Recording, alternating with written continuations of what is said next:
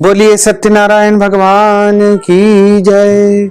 गुरुर् ब्रह्मा गुरुर्विष्णु गुरुर्देवो महेश्वरा, गुरुः साक्षात् परब्रह्म तस्मै श्री गुरुवे नमः। करारविन्देन पदारविन्दं मुखारविन्देन विनिवेशयन्तीं, वटस्य पत्रस्य पुटेशयानं बालं मुकुन्दं मनसा स्मरामि। जय जय श्री राधा रमण, जय जय नवल किशोर, जय गोपी चित चोर प्रभु, जय जय माखन चोर। मात मेरी श्री राधिका, पिता मेरे घनश्याम, इन दोनों के चरणन में मेरा बारंबार प्रणाम। मोहिनी मूरत श्याम की वो मन रही समाय, जो मेहंदी के पात में लाली रही समाय। धन यौवन एक दिन उड़ जाएंगे, जैसे उड़े कपूर, मन मूरख तू राम भज, क्यों चाटे जगधूर। राम कृष्ण दो एक है, अंतर नहीं निवेश, इनके नयन गंभीर है, उनके चपल विशेष। बोलिए श्री लक्ष्मी नारायण भगवान की जय, सत्यनारायण भगवान की जय, गोपाल कृष्ण भगवान की जय, मोर मुकुट बंसी वाले की जय। भक्तजनों, माताओं बहनों, आज हम आप सभी को सत्यनारायण भगवान की कथा सुनाने जा रहे हैं। बोलिए श्री सत्यनारायण भगवान की जय। एक समय की बात है, नैमिषारण्य तीर्थ में शौनकादिक 88,000 ऋषियों ने श्री सूत जी महाराज से पूछा कि हे ऋषिवर, इस कलयुग में वेद विद्या रहित मनुष्यों को प्रभु की भक्ति किस प्रकार से मिल सकती है तथा उनका उद्धार कैसे होगा। हे मुनि श्रेष्ठ, कोई ऐसा तप व्रत बताइए जिससे थोड़े समय में ही पुण्य की प्राप्ति हो जाए और मनवांछित फल भी मिल जाए। इस प्रकार की कथा हम आपके श्री मुखारविंद से सुनने की इच्छा रखते हैं। सर्व शास्त्रों के ज्ञाता सूत जी महाराज बोले, हे वैष्णव, मैं पूज्य, आप सभी ने प्राणियों के हित की बात पूछी है, इसलिए मैं एक ऐसे श्रेष्ठ व्रत को आप लोगों को बताऊंगा जिसे नारद जी ने भगवान श्री हरि लक्ष्मी नारायण जी से पूछा था और लक्ष्मीपति ने मुनि श्रेष्ठ नारद जी से कहा था। आप सभी इसे ध्यान पूर्वक सुनिए। एक समय की बात है, देवर्षि योगीराज नारद जी ने दूसरों के हित की इच्छा के लिए अनेक लोकों में भ्रमण करते हुए मृत्यु लोक में आ पहुंचे। यहां आकर के उन्हें अनेक योनियों में जन्मे प्रायः सभी मनुष्यों को अपने कर्मों द्वारा अनेकों दुखों से पीड़ित देखा। उनका दुख देख करके नारद जी विचार करने लगे, कौन सा प्रयत्न किया जाए जिसके करने से निश्चित रूप से मानव के दुखों का अंत हो। इस विचार का मनन करते हुए वह विष्णु लोक में गए। वहां देवों के ईश नारायण की स्तुति करने लगे, जिनके हाथों में शंख चक्र गदा और पद्म थे, गले में वरमाला पहने हुए थे। स्तुति करते हुए नारद जी बोले, हे भगवान, आप अत्यंत शक्ति से संपन्न है, मन तथा वाणी भी आपको नहीं पा सकती है। आपका आदि मध्य तथा अंत नहीं है। निर्गुण स्वरूप सृष्टि के कारण भक्तों के दुख को दूर करने वाले हैं। आपको मेरा बारंबार प्रणाम है, आपको मेरा बारंबार नमस्कार है। नारद जी की स्तुति सुन करके श्री हरि विष्णु भगवान बोले कि हे मुनि श्रेष्ठ, आपके मन में क्या बसा हुआ है, क्या बात है, आप किस काम से यहां पर पधारे हैं उसे निसंकोच कहो। इस पर नारद मुनि बोले कि मृत्यु लोक में अनेक योनियों में जन्मे मनुष्य अपने कर्मों के द्वारा अनेकों दुखों से दुखी हो रहे हैं। हे नाथ, आप मुझ पर दया रखते हैं तो कृपा करके बताइए कि वो मनुष्य थोड़े प्रयास से ही अपने दुखों से कैसे छुटकारा पा सकते हैं। श्री हरि बोले कि हे नारद, मनुष्यों की भलाई के लिए परोपकार की इच्छा से तुमने बहुत उत्तम प्रश्न किया है।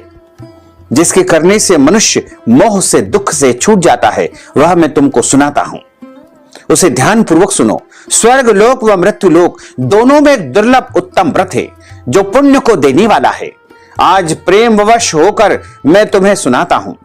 श्री सत्यनारायण भगवान का यह व्रत अच्छी प्रकार विधि विधान से करके मनुष्य तुरंत ही मृत्यु लोक में सुखों को भोग करके मृत्यु के बाद मोक्ष पद को प्राप्त करता है। श्री हरि के वचन सुनकर के नारद जी बोले कि उस व्रत का क्या फल है, उसका क्या विधान है, यह व्रत किसने किया है, इस व्रत को किस दिन करना चाहिए, सब कुछ विस्तार पूर्वक मुझे सुनाइए। नारद जी की बात को सुनकर के श्री हरि बोले कि दुख व शोक को दूर करने वाला, सभी स्थानों पर विजय दिलाने वाला, मानव को भक्ति व श्रद्धा के साथ शाम के समय श्री सत्यनारायण भगवान की पूजा धर्म परायण होकर ब्राह्मण व बांधवों के साथ करनी चाहिए। यदि आप चाहें तो प्रातः काल में भी भगवान सत्यनारायण का पूजन अर्चन कर सकते हैं। भक्ति भाव से नैवेद्य, केले का फल, घी, दूध, गेहूं का आटा सवाया ले। गेहूं के आटे के स्थान पर साठी या आटा, शक्कर तथा गुड़ लेकर के सभी भक्षण योग्य पदार्थों को मिला करके भगवान सत्यनारायण को भोग लगाएं। ब्राह्मणों सहित बंधु बांधवों को भी भोजन करवाएं। उसके बाद स्वयं भोजन करें। भजन कीर्तन के साथ भगवान की भक्ति में लीन हो जाएं। इस तरह से सत्यनारायण भगवान का यह व्रत करने पर मनुष्य की सारी इच्छाएं निश्चित रूप से पूरी होती है। इस कलयुग में मृत्यु लोक में मोक्ष का यही एक सरल उपाय बताया गया है। जो कोई मनुष्य इस उपाय को करता है, निश्चय ही उसकी सारी मनोकामनाएं पूर्ण हो जाती है।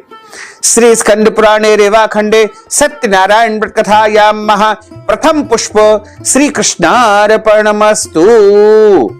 यहां पर कथा का प्रथम अध्याय समापन होता है। अब कथा का दूसरा अध्याय प्रारंभ होता है। श्री सूत जी महाराज बोले कि हे ऋषियों, जिसने पहले समय में इस व्रत को किया था उसका इतिहास कहता हूं, ध्यान पूर्वक सुनो। सुंदर काशीपुरी नगरी में एक अत्यंत निर्धन गरीब ब्राह्मण निवास करता था।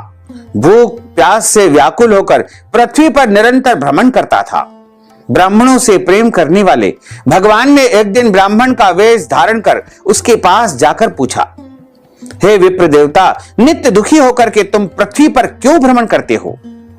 दीन दुखी ब्राह्मण बोला कि मैं निर्धन ब्राह्मण हूं और भिक्षा मांगने के लिए, भिक्षा प्राप्ति के लिए पृथ्वी पर भ्रमण करता हूं। हे भगवान, यदि आप इसका कोई उपाय जानते हो तो कृपा करके मुझे बताइए। वृद्ध ब्राह्मण कहता है कि सत्यनारायण भगवान मन वांछित फल को देने वाले हैं, इसलिए तुम विधि विधान से उनका पूजन तथा व्रत करो। इसे करने से मनुष्य के सभी दुख दूर हो जाते हैं। वृद्ध ब्राह्मण बनकर के आए सत्यनारायण भगवान उस निर्धन ब्राह्मण को व्रत का सारा विधान बता करके वहीं पर अंतर ध्यान हो गए। ब्राह्मण मन ही मन विचार करने लगा कि जिस व्रत को वृद्ध ब्राह्मण ने मुझे बताया है उसे मैं अवश्य करूंगा। यह निश्चय करने के बाद उसे रात भर नींद नहीं आई। प्रातः काल उठ करके सत्यनारायण भगवान के व्रत का निश्चय करके भिक्षा मांगने के लिए नगर में निकल गया। उस दिन उस निर्धन ब्राह्मण को भिक्षा में बहुत सारा धन प्राप्त हुआ। उस धन से उसने समस्त पूजन सामग्री एकत्रित की तथा बंधु बांधवों के साथ में मिलकर के विधि विधान से सत्यनारायण भगवान का व्रत एवं पूजन संपन्न किया। सत्यनारायण भगवान का व्रत संपन्न करने के बाद वह निर्धन ब्राह्मण सभी दुखों से छूट गया और अनेक प्रकार की संपत्तियों से युक्त हो गया। धन धान्य से परिपूर्ण हो गया। उसकी गरीबी दूर हो गई। उसी समय से वह ब्राह्मण प्रत्येक माह की पूर्णिमा के दिन सत्यनारायण भगवान के व्रत को पूजन को करने लगा। वह सभी प्रकार के पूजन कार्यों को प्रति माह संपन्न किया करता था तथा इस व्रत के पूजन के प्रभाव से इस संसार में उसने बहुत सारे सुखों को भोगा और समस्त पापों से छूट करके अंत में मोक्ष पद को प्राप्त हो गया। जो मनुष्य इस सत्यनारायण भगवान के व्रत को करेगा वह भी सभी दुखों से मुक्त हो जाएगा। सूत जी महाराज बोले कि इस तरह से नारद जी से नारायण जी का कहा हुआ श्री सत्यनारायण भगवान का व्रत मैंने तुमसे कहा है। हे विप्रो, मैं अब और क्या कहूं? ऋषि बोले, हे मुनिवर, संसार में उस विप्र से सुन करके और किस किस ने इस व्रत को किया, इस पूजन को किया, हम सब आपके श्री मुखारविंद से सुनना चाहते हैं। इसके लिए हमारे मन में श्रद्धा का भाव है। सूत जी महाराज कहते हैं कि हे मुनियों, जिस जिसने इस व्रत को किया है वह सब ध्यान पूर्वक सुनो।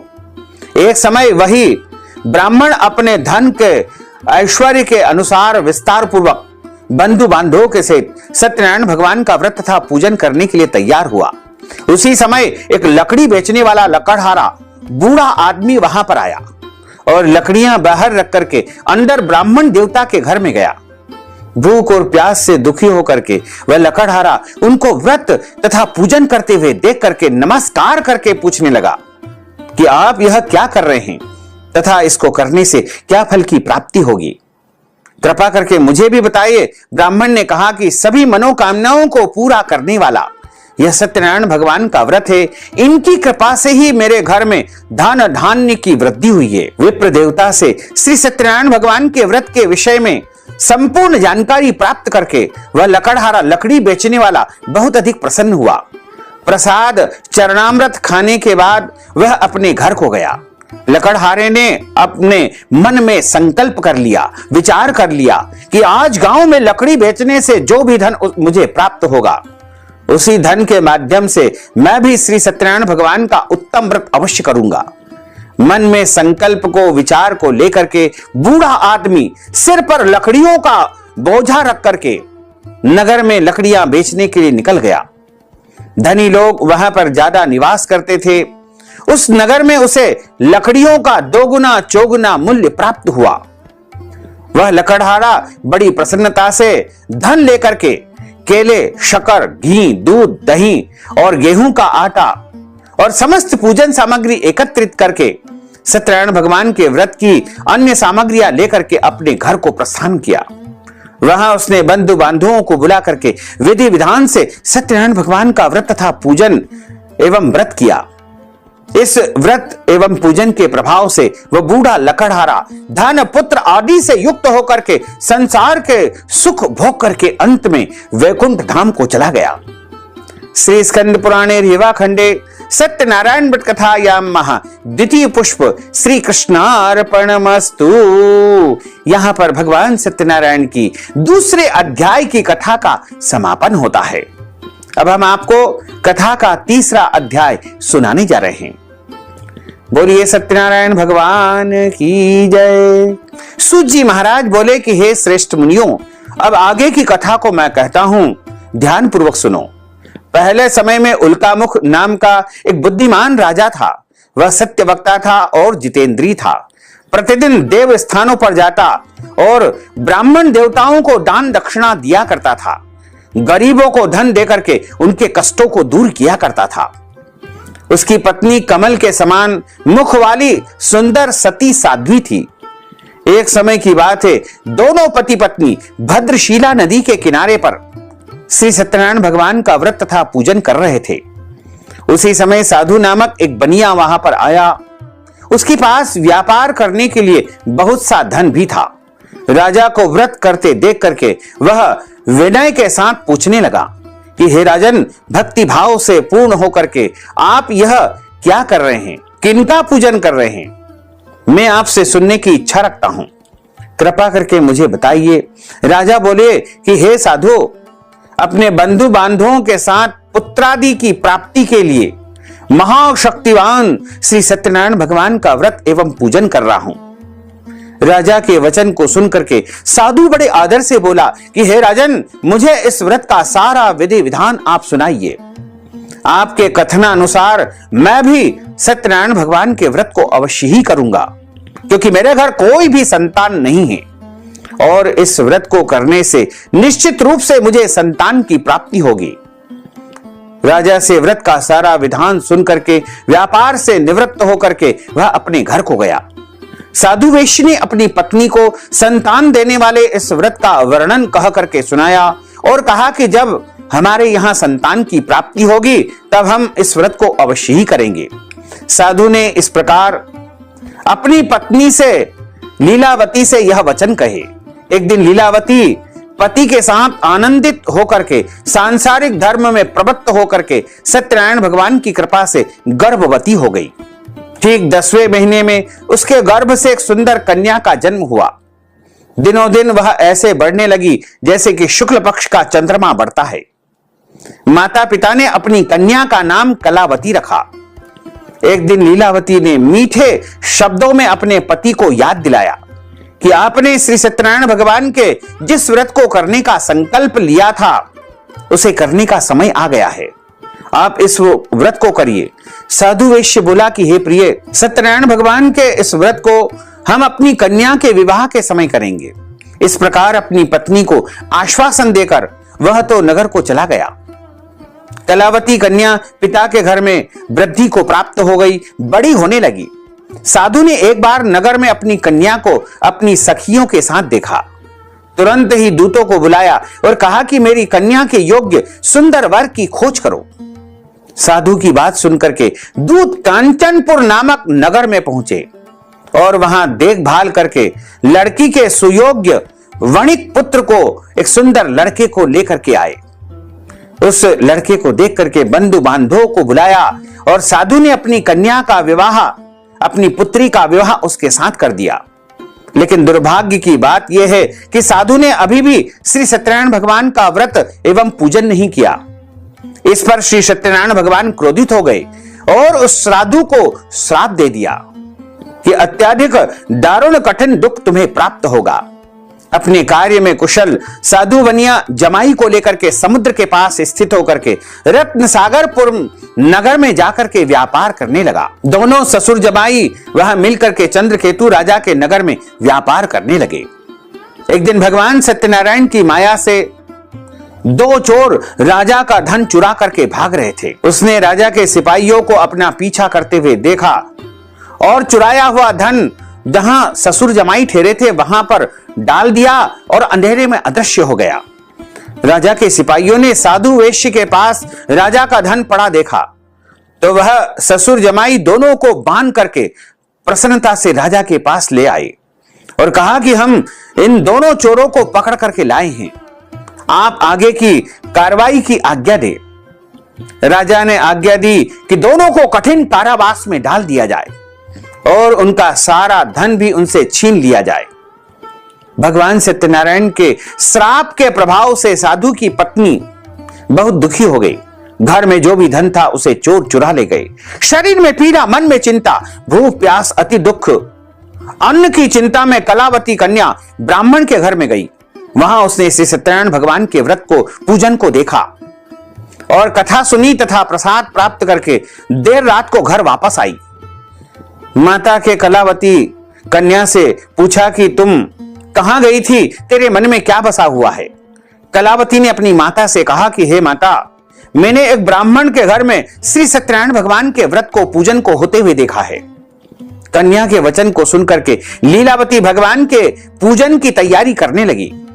लीलावती ने परिवार व बंधुओं सहित सत्यनारायण भगवान का पूजन किया और उनसे वर मांगा कि मेरे पतिदेव तथा जमाई राजा शीघ्र घर को आ जाएं। साथ ही यह भी प्रार्थना की कि हम सबका अपराध आप क्षमा कीजिए। श्री सत्यनारायण भगवान इस व्रत से संतुष्ट हो गए, प्रसन्न हो गए और राजा चंद्रकेतु को स्वप्ने में आकर के कहा, हे राजन, तुम उन दोनों वैश्य कैदियों को छोड़ दो और तुमने उनका जो भी धन छीना है उसे वापस लौटा दो। अगर ऐसा नहीं किया तो मैं तुम्हारा धन, राज्य व संतान सब कुछ नष्ट कर दूंगा। राजा को यह सब कह करके स्वप्नवाणी अंतर ध्यान हो गई। प्रातःकाल सभा में राजा ने अपना स्वप्न की बात सबको सुनाई और उन दोनों वैश्य कैदियों को सभा से मुक्त करवा दिया गया। दोनों को हजामत करवाई गई, सुंदर वस्त्र धारण करवाए गए और बहुत सा धन देकर के वहां से ससम्मान उनको विदा करते हैं। दोनों ने राजा को प्रणाम किया। मधुर वचन में राजा ने बोला, हे महानुभावों, भाग्यवश ऐसा कठिन दुख तुम्हें प्राप्त हुआ था, लेकिन अब तुम्हें कोई भय की बात नहीं है। ऐसा कह करके राजा ने उन दोनों को नए वस्त्र आभूषण भी पहनाए और जितना धन उनसे लिया था उसको 2 गुना करके वापस दे करके ससम्मान उन दोनों वैश्य कैदियों को वहां से विदा कर दिया गया। श्री स्कंद पुराणे रेवाखंडे सत्यनारायण व्रत कथायां तृतीयो अध्यायः श्री कृष्णार्पणमस्तु। यहां पर भगवान सत्यनारायण की कथा का 3रा अध्याय परिपूर्ण होता है। अब हम आपको 4थे अध्याय की कथा सुनाने जा रहे हैं। बोलिए सत्यनारायण भगवान की जय। सूजी महाराज बोले कि वैश्य ने मंगलाचार करके अपनी यात्रा को आरंभ की और अपने नगर की ओर प्रस्थान किया। उनके थोड़ी दूर जाने पर एक दंडी वेशधारी श्री सत्यनारायण भगवान ने उनसे पूछा कि हे साधु, तेरी नाव में क्या भरा हुआ है? अहंकार वश वह बनिया बोला, आप क्यों पूछते हो? कुछ धन लेने की इच्छा है क्या? लेकिन मेरी नाव में तो पत्ते ही पत्ते भरे हुए हैं। वैश्य के कठोर वचन को सुनकर के भगवान बोले कि तुम्हारा वचन सत्य हो। दंडी स्वामी के ऐसे वचन को सुन करके दंडी स्वामी तो वहां से कुछ दूर समुद्र के किनारे जाकर बैठ गए और उसके बाद साधु वैश्य ने नित्य क्रिया करके नाव को ऊंची और हल्की देखा। खोल करके देखा तो उसमें धन के स्थान पर पत्ते ही पत्ते भरे हुए हैं। साधु नामक बनिया मूर्छित होकर पृथ्वी पर गिर पड़ा। मूर्छा खुलने पर अत्यंत शोक में वह डूब गया। तब उसका दामाद बोला, पिताजी आप शोक न मनाएं, यह दंडी स्वामी का श्राप है, इसलिए हमें उनकी शरण में चलना चाहिए, तभी हमारी मनोकामना पूर्ण होगी। दामाद की बात को सुनकर के वह दंडी स्वामी के पास पहुंचा और अत्यंत भक्तिभाव से नमस्कार करके बोला, मैंने आपसे जो जो असत्य वचन, झूठे वचन कहे थे उनके लिए मुझे आप क्षमा करें। ऐसा कह करके महान शोकातुर होकर के वह रुदन करने लगा, रोने लगा। तब दंडी स्वामी बोले, हे वणिक पुत्र, मेरी आज्ञा से बार बार तुम्हें दुख प्राप्त हुआ है, तुम मेरी पूजा से बहिर्मुख हो गए हो। साधु बोला कि हे भगवान, आपकी माया से ब्रह्मा आदि देवता भी आपके रूप और गुण को नहीं जानते हैं, तब मैं अज्ञानी कैसे आपको जान सकता हूं? आप प्रसन्न होइए, अब मैं सामर्थ्य के अनुसार आपकी सेवा तथा पूजा करूंगा, मेरी रक्षा करो और पहले के समान नौका में धन को भर दो। साधु वेश्य के भक्ति पूर्वक वचन को सुनकर के भगवान प्रसन्न हो गए और उसकी इच्छा अनुसार वरदान देकर के अंतर ध्यान हो गए। ससुर जमाई जब नाव पर सवार हुए तो नाव धन से भरी हुई थी। फिर वहीं अपने अन्य साथियों के साथ भगवान श्री सत्यनारायण का पूजन करके अपने नगर को चल दिए। जब नगर समीप आया तो दूत को घर सूचना देने के लिए भेजा गया। दूत साधु की पत्नी को प्रणाम करके कहता है कि मालिक अपने दामाद सहित नगर के निकट आ चुके हैं। दूत की बात को सुनकर के साधु की पत्नी लीलावती ने बड़े हर्ष के साथ श्री सत्यनारायण भगवान का पूजन करके अपनी पुत्री कलावती से कहा कि मैं अपने पति के दर्शन के लिए जा रही हूं, तुम भी पूजन कार्य शीघ्र ही पूर्ण करके चली आना। माता के ऐसे वचन को सुनकर के कलावती जल्दी में प्रसाद को परित्याग करके छोड़ करके अपने पतिदेव के दर्शन करने के लिए चली आई। प्रसाद की अवज्ञा के कारण, अपमान के कारण श्री सत्यनारायण भगवान रुष्ट हो गए और नाव सहित उसके पति को पानी में डुबो दिया। कलावती अपने पति को वहां न पाकर के रोती हुई जमीन पर गिर पड़ी। नौका को डूबा हुआ देख करके, कन्या को रोता हुआ देख करके साधु दुखी होकर के बोला कि हे प्रभु, मुझसे तथा मेरे परिवार से जो भी भूल हुई है उसे आप क्षमा करें। साधु के दीन वचन सुनकर के आकाशवाणी हुई कि हे साधु, तेरी कन्या हमारा प्रसाद छोड़ करके चली आई है, इसलिए इसका पति अदृश्य हो गया है। यदि कन्या घर जाकर के पुनः प्रसाद खा करके लौटेगी तो इसका पति इसे अवश्य ही प्राप्त हो जाएगा। ऐसी आकाशवाणी को सुनकर के कलावती कन्या तत्काल घर जाकर के प्रसाद पाती है, फिर आकर के अपने पतिदेव के दर्शन करती है। उसके बाद साधु अपने बंधु बांधवों सहित सत्यनारायण भगवान का विधि विधान से पूजन करता है और इस लोक में सुख भोग करके अंत में वह स्वर्ग लोक को चला जाता है। प्रत्येक पूर्णिमा और संक्रांति को वह अपने घर जाकर के सत्यनारायण भगवान का पूजन अर्चन नियमित रूप से करने लगा। श्री स्कंद पुराणे रेवाखंडे सत्यनारायण तथा यामा चतुर्थ पुष्प श्री कृष्णार्पणमस्तु। यहाँ पर सत्यनारायण भगवान की चौथे अध्याय की कथा का समापन होता है। बोलिए श्री सत्यनारायण भगवान की जय। अब हम आपको सत्यनारायण व्रत कथा का 5वां अध्याय सुनाने जा रहे हैं। सूत जी महाराज बोले कि हे ऋषियों, मैं और भी एक कथा सुनाता हूं, उसे भी ध्यान पूर्वक सुनो। प्रजा पालन में तत्पर एक तुंगध्वज नाम का राजा था। उसने भी भगवान सत्यनारायण का प्रसाद त्याग करके बहुत दुख को प्राप्त किया था। एक समय की बात है, राजा वन में जाकर के वन्य पशुओं को मार करके शिकार करके एक वट वृक्ष के नीचे आकर के विश्राम करने लगा। वहां उसने देखा कि सामने कुछ ग्वाल वाले भक्ति भाव से अपने बंधु बांधवों के सहित सत्यनारायण भगवान का पूजन कर रहे हैं। राजा अहंकार वश अभिमान वश उनके पास गया भी नहीं और उसने प्रणाम भी नहीं किया तथा राजा वहां पर विश्राम कर रहा था। ग्वालों ने राजा को प्रसाद दिया, लेकिन उसने वह प्रसाद नहीं खाया और प्रसाद को वहीं छोड़ करके अपने नगर को चला गया। जब वह नगर में पहुंचा तो वहां उसका सब कुछ तहस नहस नष्ट हो गया। तो वह शीघ्र ही समझ गया कि यह सब भगवान के द्वारा ही किया गया है। वह दोबारा ग्वाल बालों के पास पहुंचा और विधि पूर्वक पूजा करके प्रसाद को प्राप्त किया। सत्यनारायण भगवान की कृपा से सब कुछ पहले जैसा उसे प्राप्त हो गया। धन पुत्र सब कुछ उसे मिला। दीर्घ काल तक सुख भोगने के बाद अंतिम समय में उसे स्वर्ग लोक की प्राप्ति हुई। जो मनुष्य परम दुर्लभ इस व्रत को करेगा तो सत्यनारायण भगवान की अनुकंपा से उसे धन धान्य की प्राप्ति होगी।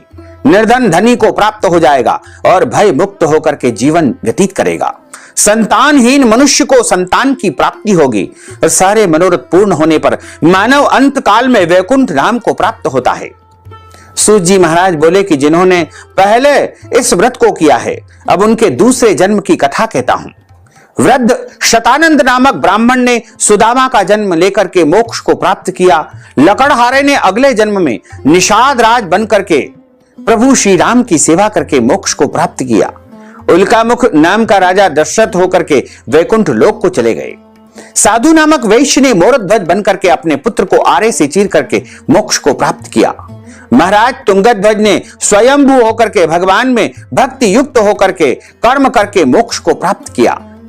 श्री स्कंद पुराणे रेवाखंडे सत्यनारायण कथायाम महा पंचमो अध्याय श्री कृष्णार्पणमस्तु।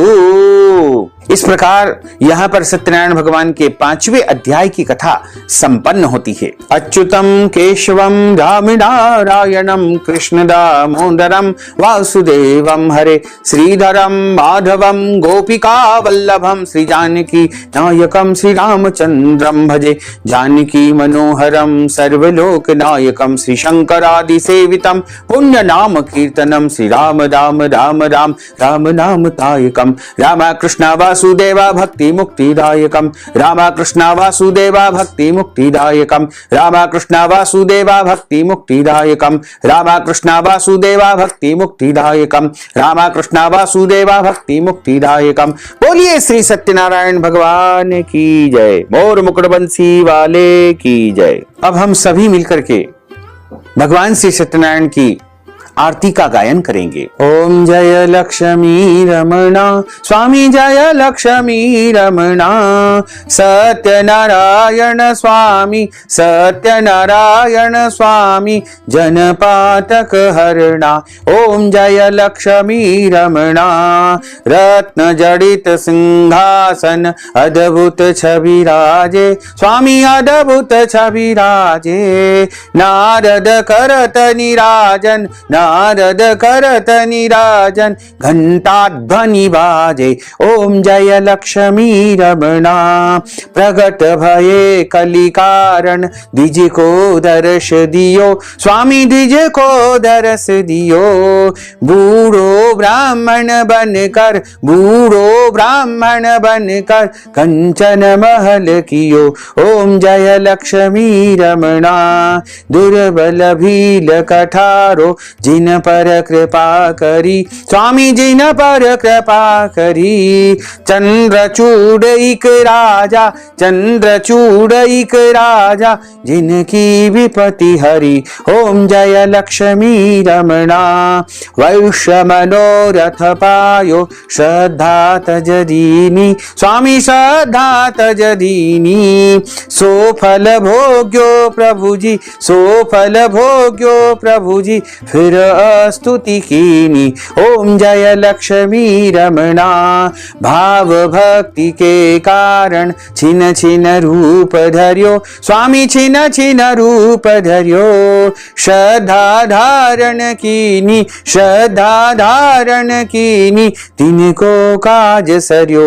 ओम जय लक्ष्मी रमणा ग्वाल बाल संग राजा वन में भक्ति करी स्वामी वन में में भक्ति करी, मन वांछित फल दीनो, मन वांछित फल दीनो, दीन दयालु हरि। ओम जय लक्ष्मी रमणा, चढ़त प्रसाद सवायो, कदली फल मेवा, स्वामी कदली फल मेवा। धूप दीप तुलसी से, धूप दीप तुलसी से, राजी सतदेवा।